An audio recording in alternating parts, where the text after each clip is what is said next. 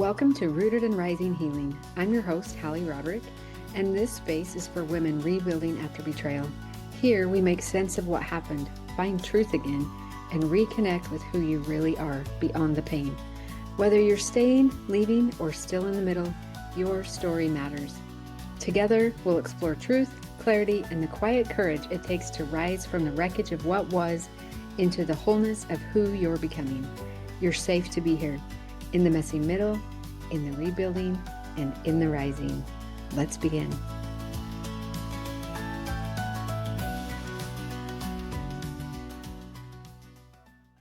Thank you so much for joining me today on this episode of the Rooted and Rising After Betrayal podcast. I'm your host, Hallie Roderick, and I'm so glad that you're here with me today. Today, we're going to follow up on the last couple of episodes that I've done where we talked about identifying our core values, which really is about getting clear on the things that matter to us most. Last week, I talked a little bit about creating your own personal Bill of Rights statements, which helps you identify the things that you deserve and the way you deserve to be treated as a woman, as a human, as a daughter, sister, wife, mother, and just as a human in general. So today, I want to bring that full circle. And I like to think of our core values, our personal Bill of Rights, and our identity statement as a really good foundation for boundaries. So creating an identity statement can help you get more clear on who you are and what you're protecting and the things that are important to you.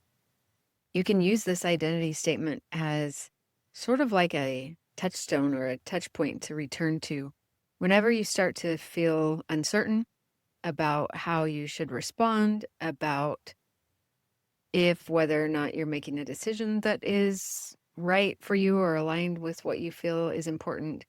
It really can be a great touchstone or a touch point to return to really reconnect with who you are.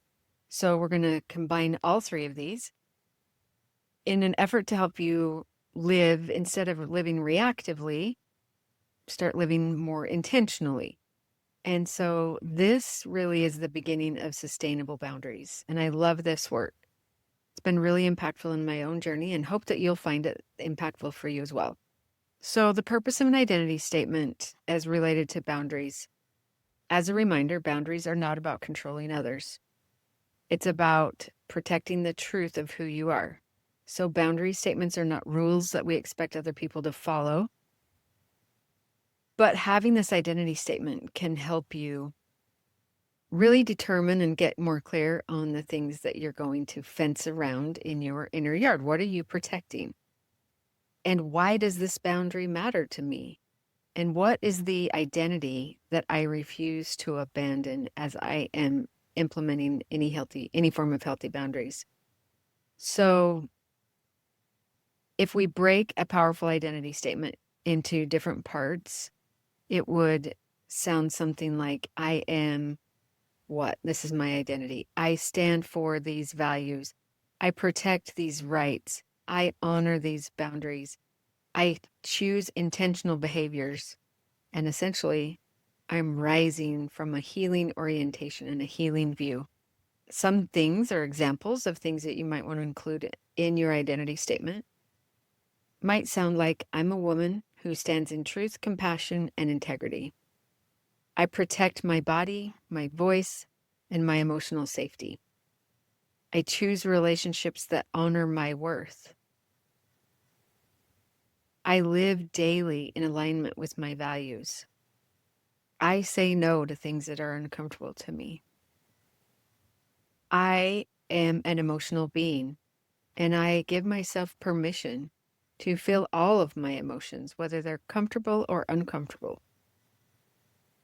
And so as you'll see with those examples, statements in your identity statement should become first person present tense, whereas your personal Bill of Rights statements might sound like, I hope to have this right, or I believe I have this right. An identity statement is more embracing of it. It is more, this is who I am, more stating it from that first person present tense. So some things to think about. Maybe you'll want to take a minute and journal about these, but like, who am I becoming? Here are some questions for you to consider as you are writing your own identity statement. Who am I becoming? What qualities am I choosing to embrace and to embody? What am I no longer willing to compromise? How do my values guide me? And what rights am I protecting with my boundaries? So think about that for just a minute. Picture the version of you who lives aligned with her values, who honors her rights regardless of whether anybody else does, who speaks from this integrated sense of identity. Who are you as that version of yourself? Just imagine what that's going to feel like as you start to live more aligned with this. As you envision this version of yourself, I want you to think about it as not even like a recreation of yourself. It's really a returning to who you've always been and a reconnection to your highest self. So thinking about rooting again into your truth, into your values, into your rights, and rising out of the pain of betrayal and reconnecting with this version of yourself.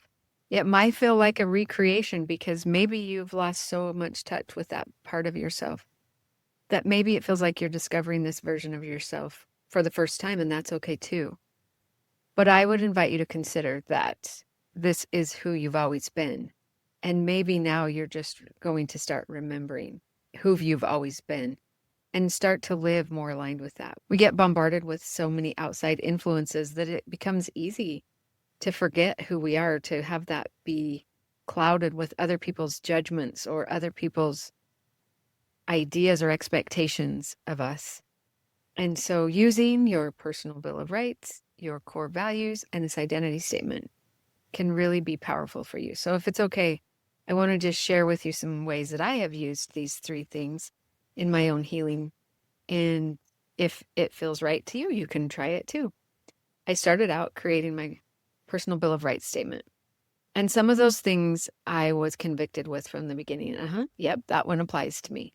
And some of them I had to really push myself and go, well, I want that one to be true for me, but I don't feel like it is right now. And so I included it because I wanted it to be true for me.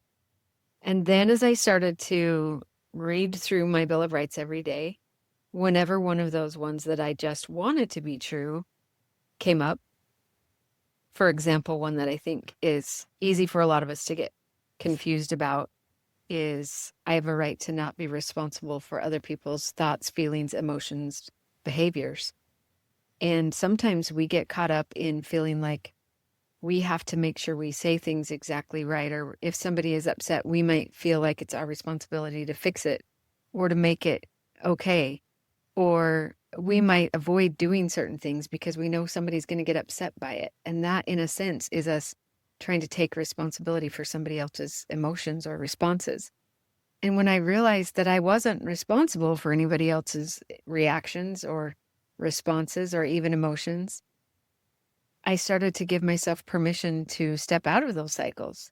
And then as I became clear on my core values, I started to realize even more what was important to me.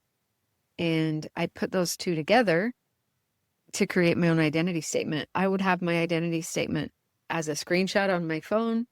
I hung it on my bathroom mirror so that I could read it every morning and every night. I had it in a quick, accessible place on my computer so that I could read it often. And then I just noticed that my brain started thinking that way.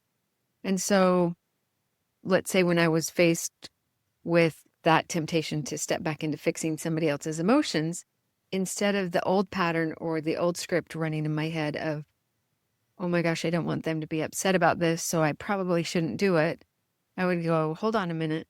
I'm actually not responsible for other people's emotions or reactions, but I am responsible to live aligned with my values, and I have a right to make this choice. And so as long as I felt like I was living aligned with my values and honoring everybody's human rights, I started to notice myself in those situations sort of taking more of an observer role where I would go, okay, I'm noticing that I'm feeling like I shouldn't do that because I'm afraid of somebody else's reactions or responses. Okay, good to know. And as a reminder, I'm actually not responsible for other people's emotions, but I am responsible for my own self. Okay, I'm going to have the courage and take this next step forward. Or if I was already in the midst of somebody else having an emotional response, I could step out of it and go, interesting. Okay, they're having an emotional reaction to that. Okay, that tells me some things. They have a right to their emotions. I'm going to let them feel that. I'm not responsible for fixing that for them, but I am going to watch and observe what they do with that. And honestly, I think of it as us empowering other people to take control of their lives. When we can step out of those unhealthy patterns of ours, then we empower other people to also step into a place of agency in their own life. So that's just one example. Probably another one that was really important for me is I used to sometimes go along with things that I was uncomfortable with because I didn't want other people to think something different of me, or I didn't want someone to be upset that I didn't want to participate in things. And this isn't just in my relationship with my spouse, this is in other areas too. And so I started to notice that if I was faced with something that felt really uncomfortable for me, I would start to get really tense and tight inside. And that was my body's cue of saying, this is uncomfortable for you. And as I thought about it, I would sit and think, okay, is this uncomfortable because I am afraid of the growth that might come? Or is this uncomfortable because it's pushing up against a right or a value that I have? And if it was pushing up against a right or a value that I had, then I could say no to that uncomfortable thing. Now, as a self-reflection, I had to go, okay, is this uncomfortable because it's going to propel me to growth? Then I could stick with it because that discomfort is healthy discomfort. But giving into something that violates my rights and values is unhealthy discomfort. And so I could start to honor that unhealthy discomfort. So hopefully this gives you just a couple of ideas of how you might be able to start using your core values, your Bill of Rights, and your identity statement to help you show up in your life in a different way. So if any of this is resonating with you, if you are feeling drawn to do this work and you want some support around it, I would invite you to check the show notes because I am getting ready to launch a course, an online course where we can do this together. And we will work to build your core values, help you identify your Bill of Rights, help you start to create your own personal Bill of Rights and your own identity statement as this boundary framework in a step-by-step fashion. And so if you're ready for deeper support in a community of women rising together, check the show notes to join the wait list for that. And I would love to have you join me and connect with me on a more regular basis. I hope this episode has been helpful for you, and I hope that you'll join me again next week. Have a great one. Thank you for being here with me inside Rooted and Rising Healing. Remember, healing isn't a destination. It's a returning to your truth, to your voice, to the woman you were always meant to be. You have the power to rise at your own pace, in your own way. And when it feels hard, just come back to your breath and remind yourself, still I rise. If this episode spoke to you, I'd love if you shared it with another sister on the journey. And until next time, stay rooted, stay rising. You've got this.